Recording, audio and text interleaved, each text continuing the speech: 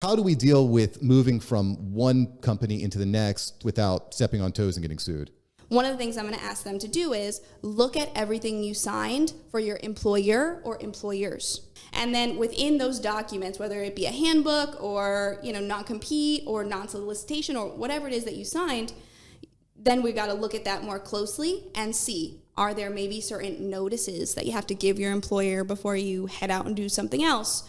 Are there things you want to make the new employer aware of? There's a lot there. Welcome back, Action Takers, the After Hours Entrepreneur, where we are helping you book your first six-figure year. And today in the house, we've got Miss Kristen Corpion, the founder and operator at CORPlaw.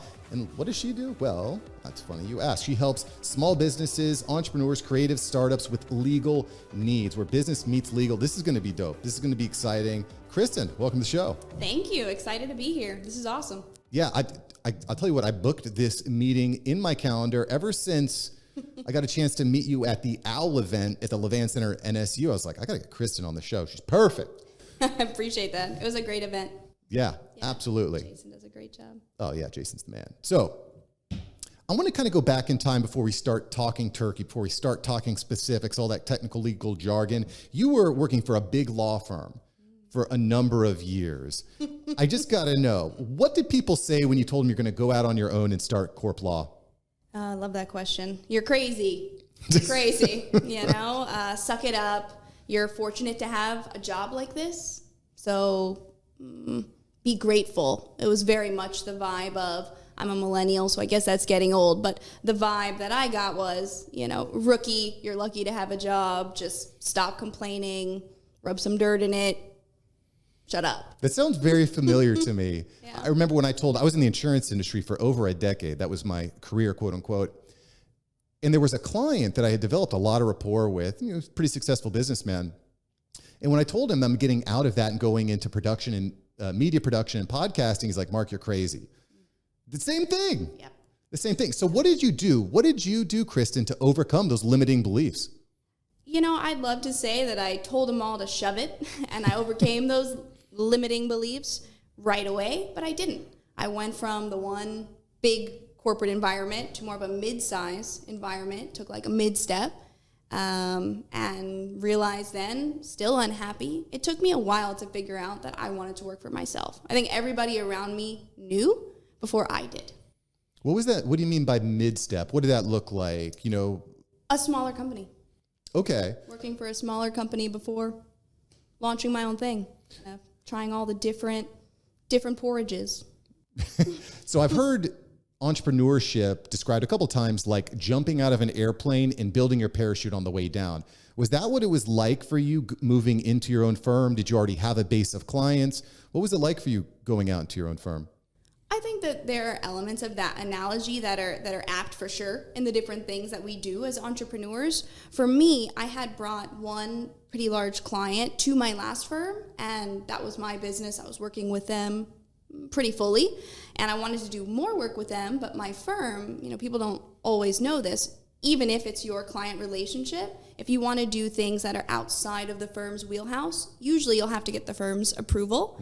And this particular client wanted me to be like their general counsel. So in-house counsel, do all their work, but outsourced kind of thing, still at the firm. And so some of the things they wanted me to do were not in that firm's wheelhouse. And I went to my boss and I said, listen, this is okay. They're going to pay our fees. They're okay with it. They want to work with me. And I was told no. So They wouldn't let you take on that client. They let me take on the client, but they wouldn't let me take on the work that was outside the scope of that particular firm. Okay. So I was in that position where this client wants to work with you, you want to work with them. You can either tell them no and refer the work to somewhere else, or do what I did, which is start my own firm with that one large client. Gotcha. So what was that moment like where you walked out that door, outside that, I guess, tent, that safety net of a paycheck? What was that moment like for you?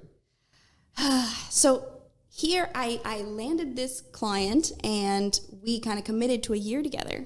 And so it was a month commitment. And I think at that point, this was like one more half step where I had one big client And I started my own firm, but I was really only servicing the one client, and with an agreed upon monthly rate that wasn't all that different than my paycheck.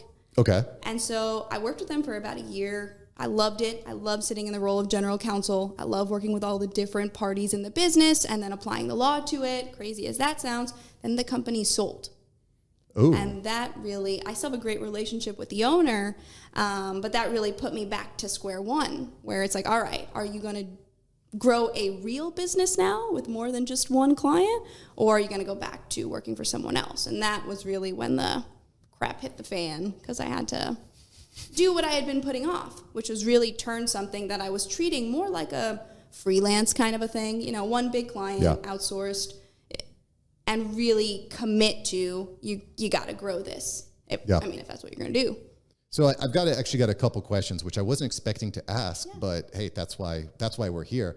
As entrepreneurs, things pop up all the time that we don't expect, which is one of the reasons why having an attorney in your cell phone is helpful. So a couple things here. Leaving from one job, one career into building your own thing, there can be problems there, non-disclosures, non-competes. How can we, because this is part one of the question, how do we deal with moving from one company into the next, into our new business without stepping on toes and getting sued? Okay, so I would answer this question different for entrepreneurs than I would for a lawyer. So for certain industries like mine as an attorney, it is near impossible for your employer to restrict you from working from someone else. So non-competes for lawyers are a little different, because for lawyer relationships, the client has the power. So the bar doesn't restrict and stop a law firm from allowing their attorneys to go work from somewhere else, do their own thing. There's some rules. But so anyway, I'm answering out of context of what I would tell a lawyer asking me this question, because it's a little different. Sure. But if you're an entrepreneur, and we do, work with our entrepreneurs on this, one of the things I'm going to ask them to do is look at everything you signed for your employer or employers. So is there a personnel handbook that talks about anti-moonlighting? So you can't have 2 jobs at once, 3 jobs at once, whatever it is you're doing. Is there a provision that says anything that you create outside of the business hours, but maybe with business assets or resources, like the company computer the company owns? Sometimes folks don't know that. That can be really scary and dangerous.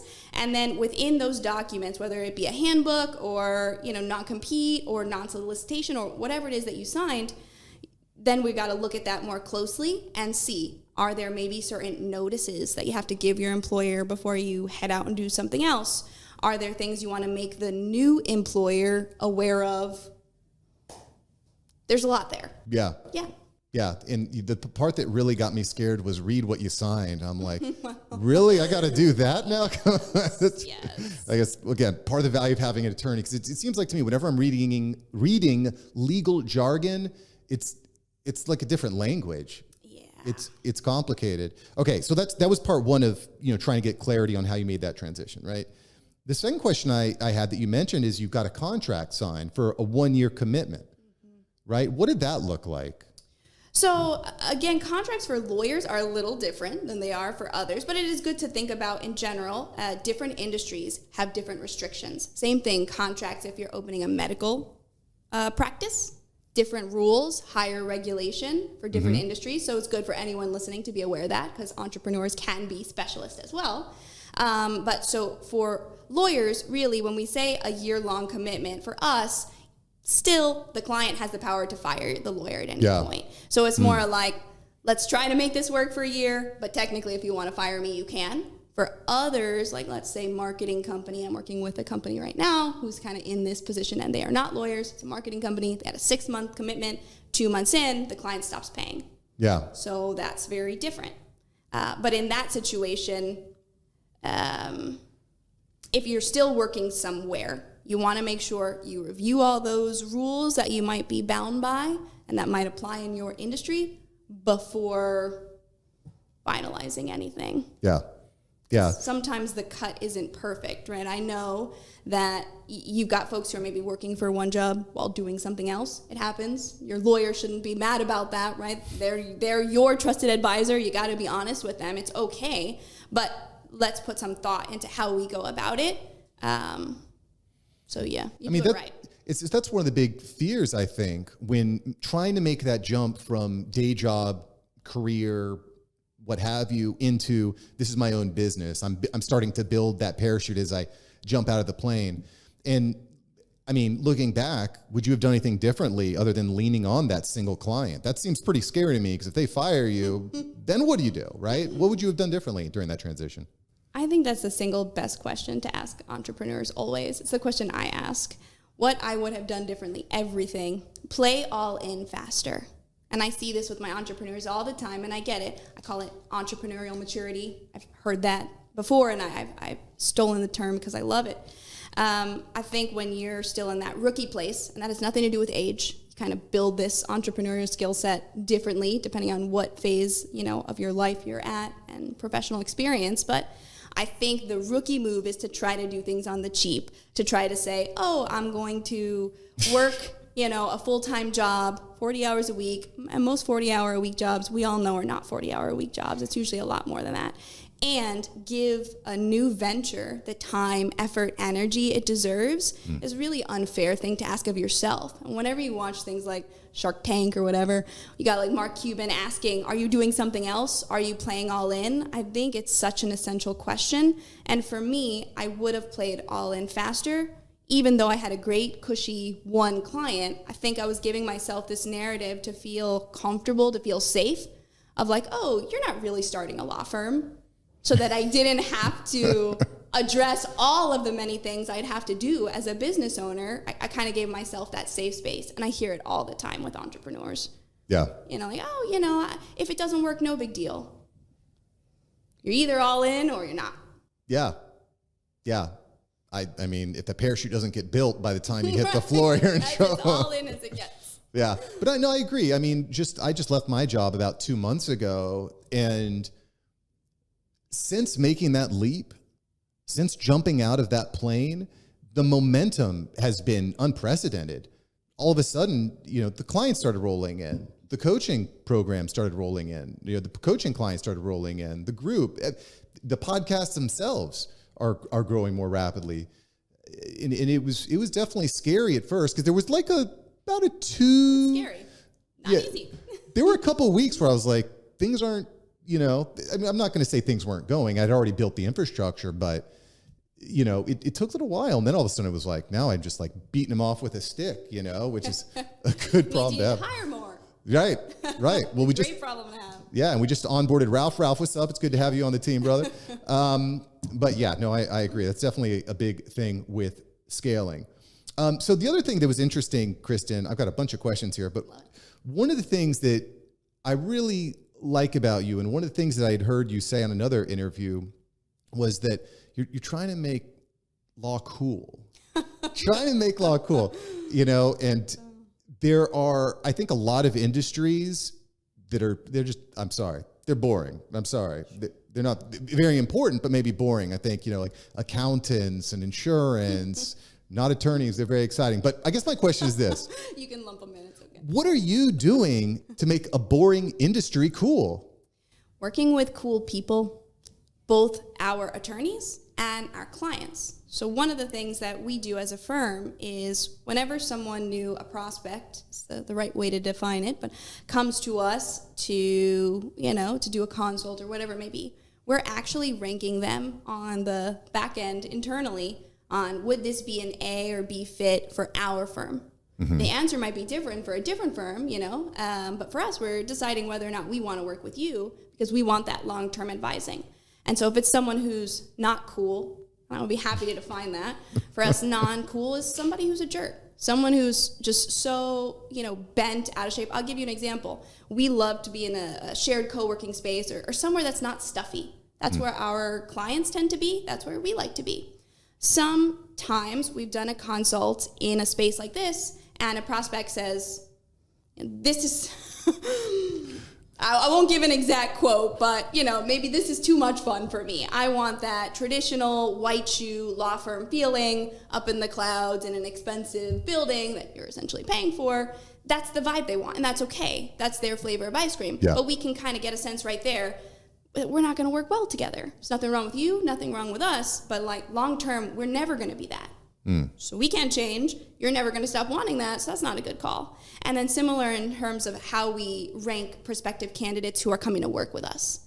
If you are a very ego-driven lawyer, there's a lot of those, who doesn't want to learn new things and is not going to be okay getting feedback from someone younger than you or in the way that we give it in our firm, you're just not going to be a good fit with us, you know? So maybe a different, more traditional environment would be better for you.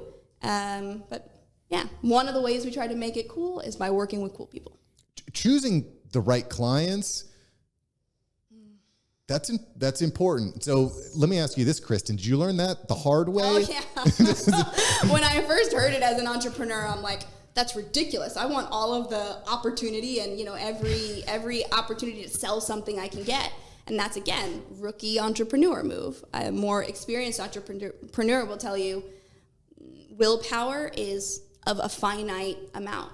And the amount of time and energy that you spend on a D or F client is just going to tank the willpower, the energy of your team, even though probably you're going to make the same amount as if you're working with A's or B's who, you know, for us, they say thank you, they take our advice, they don't hate lawyers, you know. It's a better dynamic for us, and my team's happy. And one of the things that's really important to me, and one of the reasons why I think lawyers in general are so unhappy, is I will protect my team from clients who are jerks.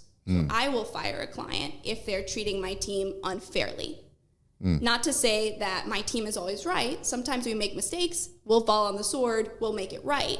But if it's an abusive relationship, that's just, you know, I really do think it's the responsibility of the person at the top to set the boundaries. Yes, we are service providers. Yes, we want to be there for you, but we're also people. And so, you know, important to me that my people are treated fairly. I take that really seriously. I mean, I think that's a key to being a good leader, you know. And it's cool. It is cool. Yeah, it's cool. It's cool to know that your boss has your back. Yeah. You know, because that's not always the case. That whole adage of the customer's always right can lead that could lead to some bad times. And you know, I think that, you know, at least personally, as you get more experience working with more clients, that starts to become more clear. You know, when I first kind of really started taking on clients for podcast production, media production, I was kind of like, oh, you want to give me money? Sure. You want money? Come on, let's go. But you kind of start to understand and see those red flags and maybe even set better expectations, right? So from a legal perspective, how do contracts and adjustments to contracts set those expectations on the front end? How important are those? My answer might surprise you. Okay. Because my knee jerk is to say not at all, but let me explain. Contracts are great in terms of you should want a valid, legally binding document that's going to protect both parties in a relationship.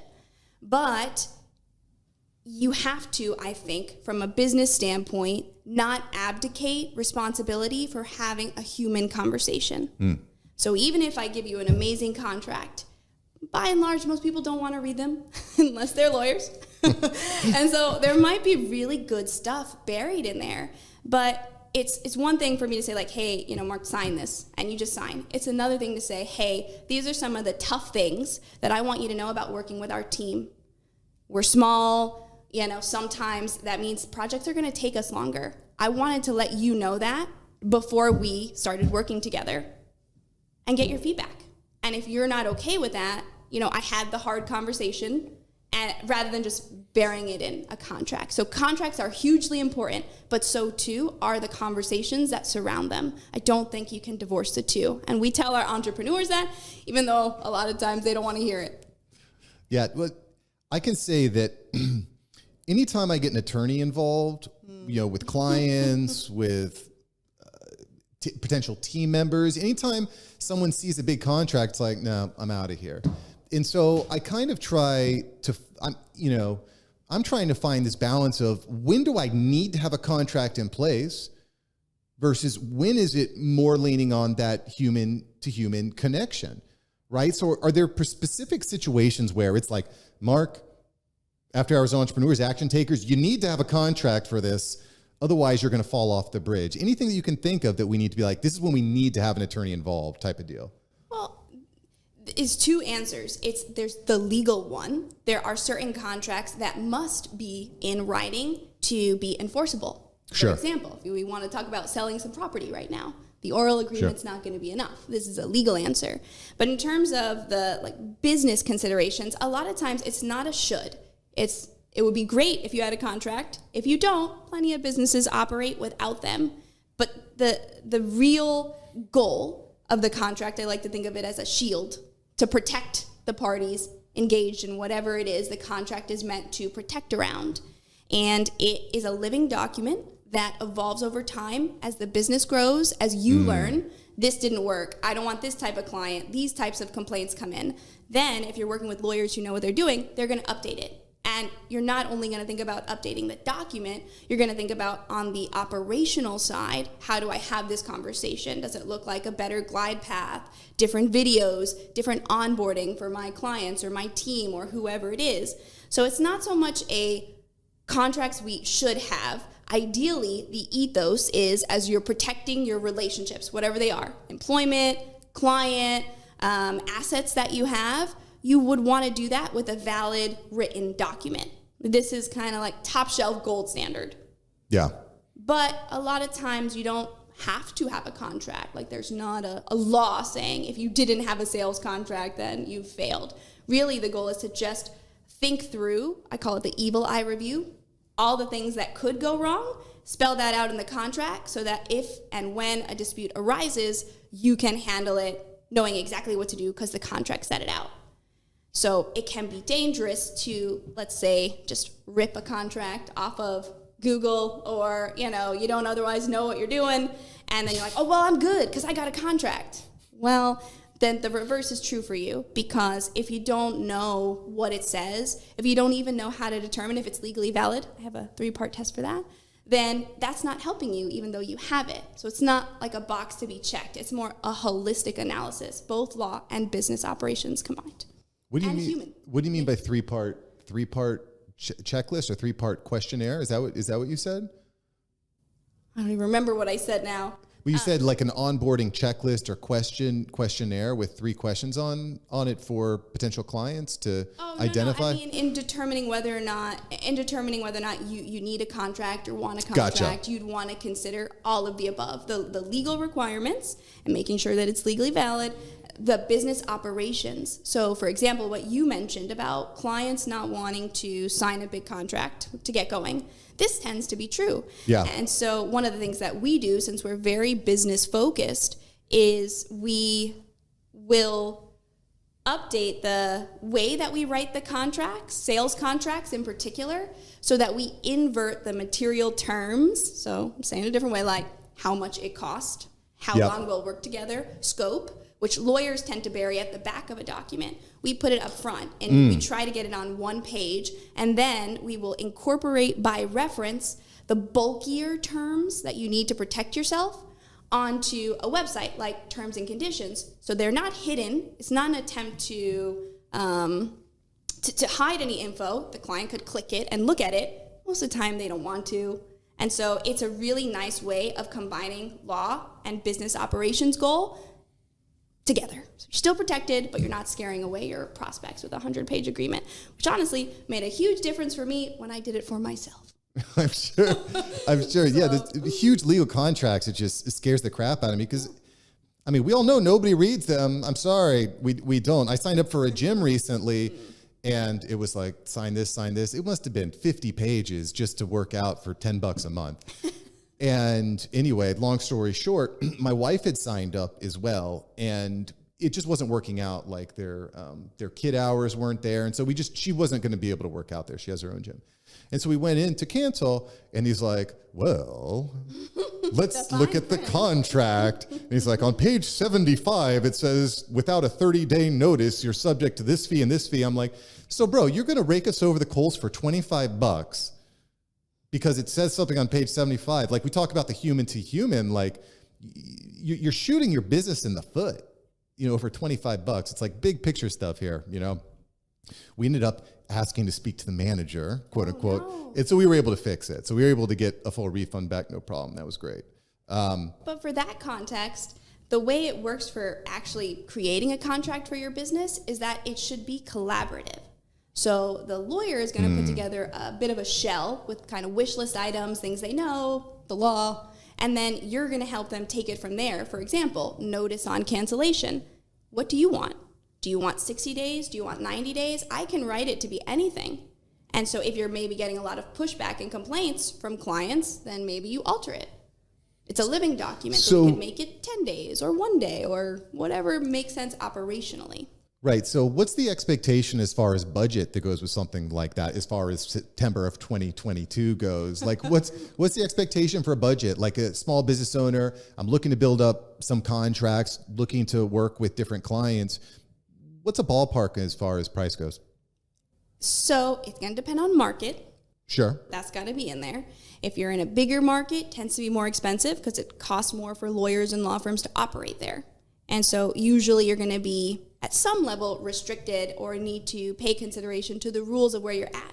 So if you're doing business in Miami, not that you couldn't work with lawyers in a different place, but perhaps you'd want someone who knows about, you know, the local regulation here and all that good stuff. Yeah. Even though Miami's a more expensive market than, you know, let's say Middle America or somewhere else where it might be a little more Lakeland or Jacksonville or Naples or something like that. Yeah. And then on top of that, there's going to be a spectrum based off of experience and brand. So if you're at one of those big firms like the one that I started with, believe it or not, they've got a reputation and brand that they earned. So like, you know, Chanel clothes versus, I don't know, some other less expensive brand. The charge is different. But I mean, as a young entrepreneur, we're probably not going to, you know, the biggest. I'm not saying that we wouldn't, right? But, you know, if I'm trying to get that 6-figure mark, I'm going to have some contracts in place. I really feel like. Yep.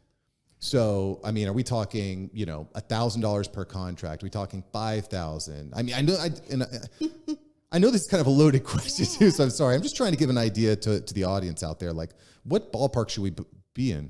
I think what would not hit my ears in a way that sounds like the cost is too low, it's probably not being done right. Yeah. Sounds like a few $1,000 at least. Yeah. I would say like $2,000 to $3,000 per contract, or if maybe you're doing ones that are similar, that are kind of easy to roll in together, $2,000 to $5,000 investment sounds to me about right. Maybe you find someone charging a bit less. Maybe you find someone charging a bit more. But if I'm hearing, and one of my team members literally just came into my office and said this, he's learning our intake system, and one of the prospects said, I found a lawyer who can do it for less. We get that all the time. I'm sure you get that too. It's okay. It's, you know, it's part of the process. And one of the things that we train on and that I love about just sales as a concept, I'm obsessed with sales, I think it's a superpower, is, you know, take your ego out of it. It's not about us. This client's ability to pay what we charge, we still just want to help them. And that's what I explained to my team member. Like, even if they can't afford to hire us right now, or even if they did find a cheaper solution, I know my market. I know what it costs to produce legal services, and it is expensive. If I, with that experience, am hearing something and hearing it sounds like the numbers are off, either you got a lawyer and law firm that doesn't know what they're doing, and so eventually they're going to go bankrupt, so they're not going to be helping you for very long.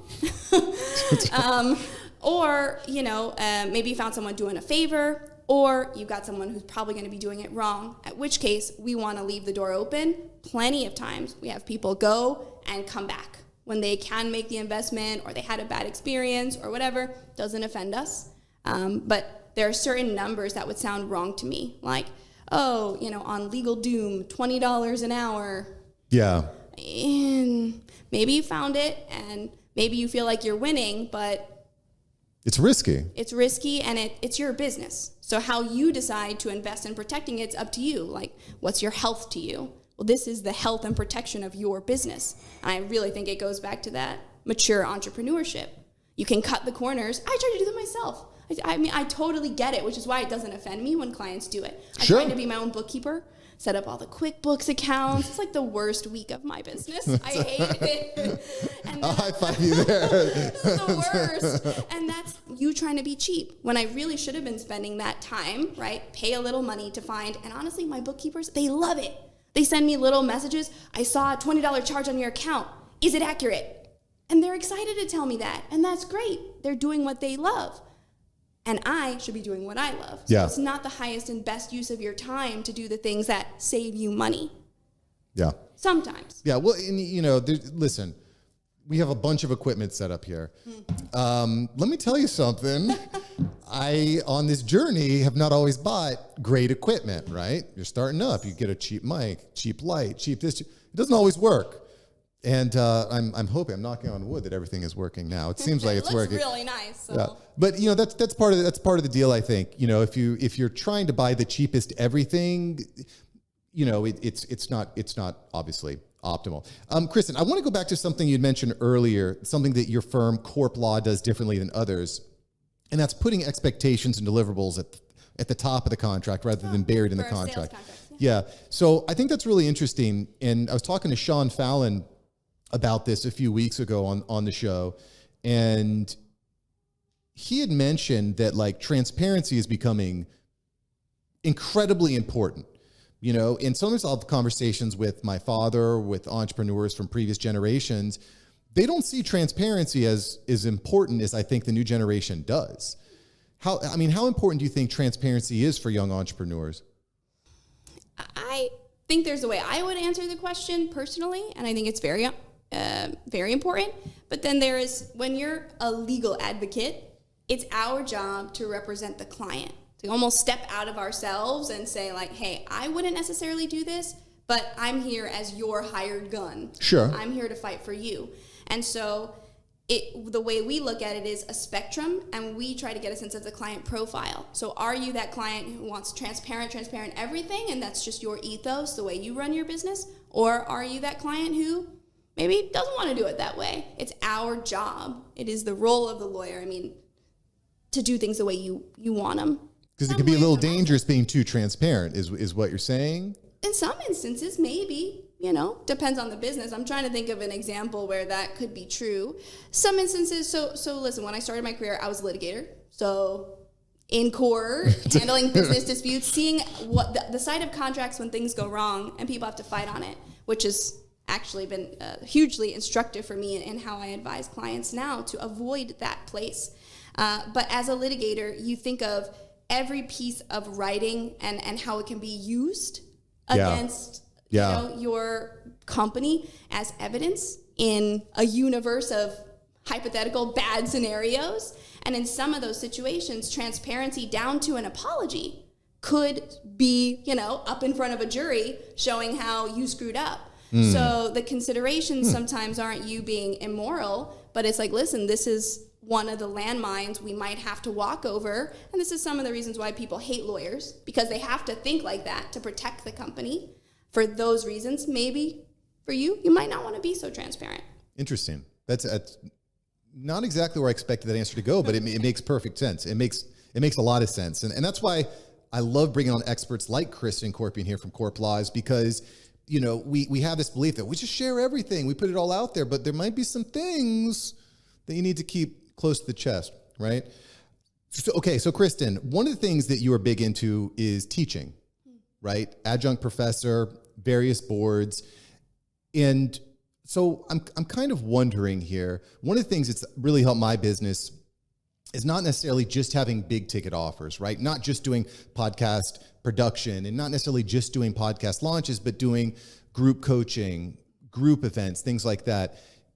Is that something that actually fits into the business that you're in? Do you think that low ticket offers, group courses, teaching, do you think there's a way to generate income off that? How are you applying that in your business? I love this question. I do think there is a way, but there is red tape. So the legal industry is a highly regulated industry. Have you ever seen a lawyer commercial on TV? Yep. They're all like terribly boring. It's okay. Right? The Florida bar, for instance, has like a 100-page guide on marketing no-nos that if you violate, you could lose your license. So that's what I mean just by sample of red tape. There's certain things. Even, for a show like this, if you were to ask me, it hasn't come up yet, but a specific legal question about your business, I might have to give you a bar-infused disclaimer. Yeah. I am not officially your lawyer, and this is not legal advice for everyone listening. it pisses most people off to hear it, but I could lose my license that I worked my whole life to obtain if I don't follow these kind of archaic rules. And so, one place where group coaching runs into an issue for my industry is that usually in a coaching context, you're there because you want specific advice from me. Yeah. You don't want to overgeneralize. You say, like, this is my problem. I paid to be a part of this because I want you to answer it. And if I then respond with a neutral, can't do that here for you now, it doesn't really help. It breaks the vibe. And I totally respect coaching programs. I think they're great. I'm in some of them myself. But there are just some limitations for highly regulated industry when it comes to building out those offerings. I don't think they're insurmountable. They take a lot of creativity. Definitely, though, we can give educational offerings in a general sense, which we do and which we're strategically building out. I was actually recording one earlier today. We're doing a course on co-founders and partners, working with people, things you should be aware of. Cool. Checklists, documents, because we get that question all the time. Like, we're teaming up, how do we protect ourselves? I think there's huge opportunity there. So you're building out a course. So like I can a lot of things. Yeah, I could pay, whatever, $1,000 and I get to watch the videos and get the checklist. That's very cool. Yes. I like that a lot. Is that something that's being done much in the industry now? I know it's very popular in the coaching world and the podcasting world. I don't think I've ever heard about it being done in the legal world. To some degree, yeah. If you follow different law firms, which usually is not the sexy thing to do, on social, you'll see some folks try to get it up and going. It doesn't always work, or maybe there's not a lot of interest. So I think you really got to put the effort behind marketing. And I think in general, there's a culture right now where there's so much content. Sometimes you don't look for it. I mean, it makes a lot of sense, though. If clients are coming to you and saying, hey, I have problem A, right? And you say, well, you can hire me for, from one-on-one, it's whatever, $10,000, it's $5,000. Sure. Or, it's funny you ask, I have an entire course set up, it's $799, and you can get all the answers and worksheets that you need there. Yes, and then maybe a discount if you want to get to that upgraded place after you consumed all that content and decided, maybe you trust us a little bit and you're ready to. Otherwise, you'll walk away feeling good that you know a bit more than you did before. I see the opportunity there. I just want to make sure we're not violating any rules, that it's, a profitable interchange for us, and that it's the type of thing that's going to add value to our clients. So we are actually rolling them out now. We are testing them on current clients who've already signed up with us. That's one of the things we do with our clients whenever I come up with something creative. Hey, opportunity for free for you to check out our new stuff and butcher us with your feedback, and they usually appreciate it. So no, I think that's super cool. Very smart. One of the things that I think, and I wrote an email out to my email list, this is what empowered me to leave my job, was not just selling high ticket offers, but was thinking up low ticket offers to get the first dollar from someone, get them into my ecosystem, build up the know, like, and trust, give them some quick wins, which can turn into huge wins in the future. A lot of the people that I have in my high ticket offers started out with a low ticket offer, and I think that's something that every business owner should be thinking of, because we're always trying to chase that white whale or charge more. But I think sometimes finding solutions that are scalable, like courses, groups, checklists, things like that I think it's a really good way, especially when you're in an industry where it can be feast or famine. There are times where it's like I have too many clients, and then there's months where it's like, where are they all? Sure. But if you have a low ticket offer, it smooths out your cash flow. Oh yeah.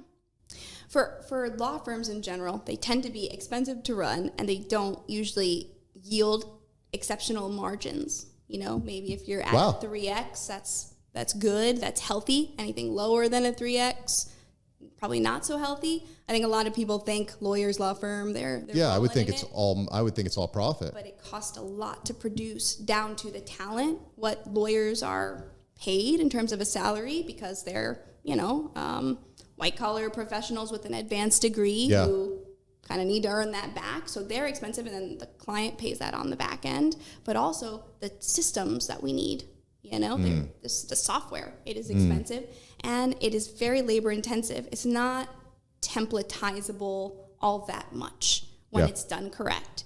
So that being the case, a lot of law firms are going to start with the the white whale with the bigger ticket kind of clientele. And that's a bit of what we did. And it's always been important to me to focus on the avatar, which is small business. And to the point where pricing them out, it doesn't feel good to me as the owner.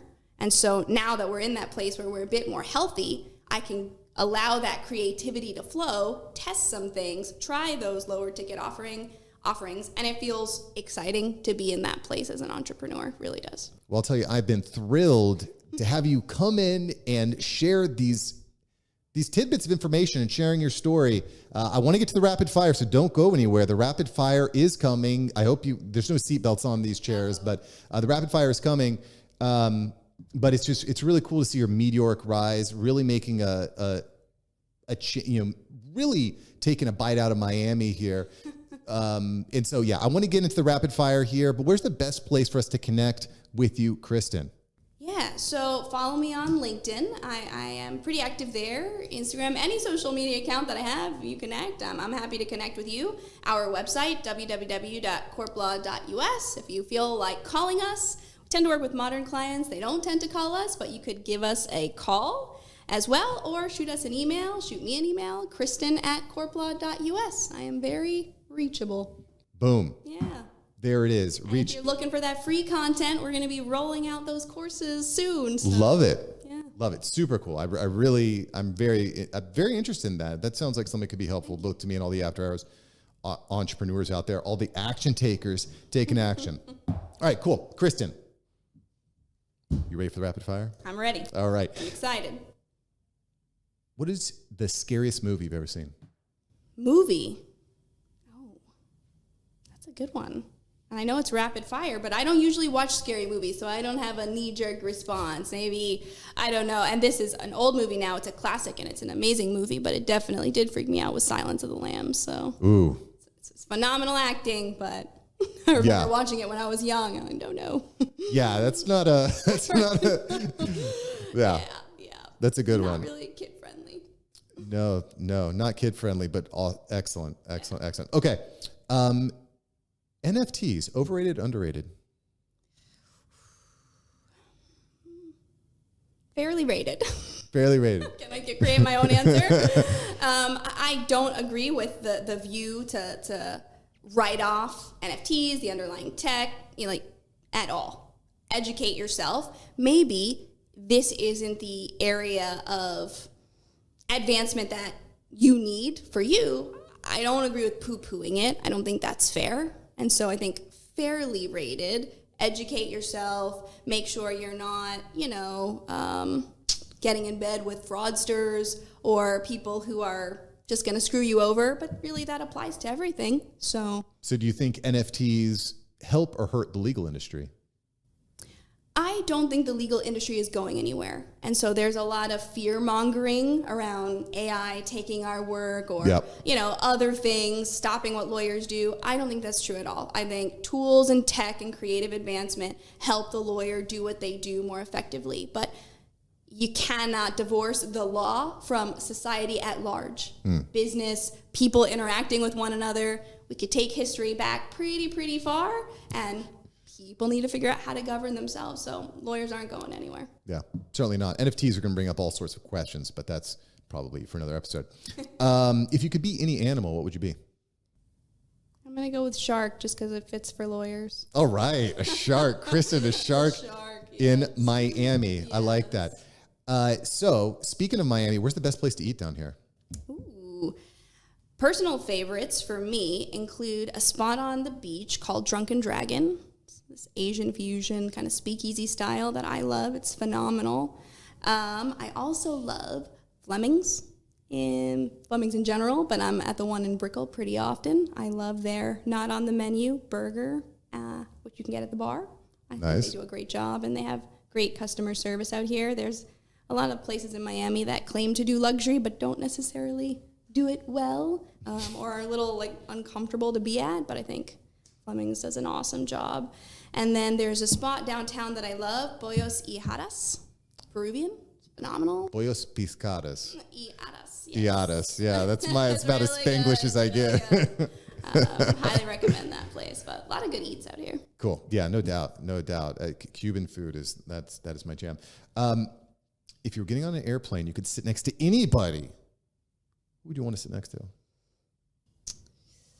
So I have a bit of a business crush on Barbara from Shark Tank. Oh, yeah. I follow her, and I just feel like, she's older. She doesn't joke about that, but or she's not shy about that. She jokes all the time. But to kind of look at how she's grown her business, and at a time where, women were even less prevalent in the workplace where they are, is very inspiring. But I like that she's at a certain age in life and just level of success outwardly. We all define that differently, but she seems unassuming, and I like that she seems happy, irreverent, doesn't take herself too seriously, and so I would love to just... Yeah, Barbara's awesome. Yeah. One of the cool things about that is I think a lot of young entrepreneurs start their journey so that they can retire and just hang out on a beach at age 50. But as you start getting into the rhythm and building a momentum, you kind of get into this point like Barbara where you never want to retire. Yeah. You just want to go. So much energy. Yeah, it's like, when I first started... Yeah, when I got into this, I got into it because I hated Mondays. Mondays are the worst. Just look at the ceiling and be like, oh my gosh, I got to wake up. But now it's like, I don't like Fridays. I'm like, I could have gone so much. It's Friday already? No. I got to go. Actively work to not work. Yeah. Constantly creating, doing. Even when I take a break, then I get into a chill place, which makes me excited to start creating again. Yeah, absolutely. All right, final question here for you. If you had 10 seconds with yourself 10 years ago, what would you say? I would say something along the lines of, there is no door that is closed to you. So the younger version of myself was very focused on doing it right, whatever that means. There is no right. There is only your goals, what you're aiming for at the time, your experience level, even if you do it wrong. Young Kristen, it is okay. You're learning to get to that next place. Be a little nicer to yourself. I love that. Kristen, thanks for joining the show. Thanks so much. This was great.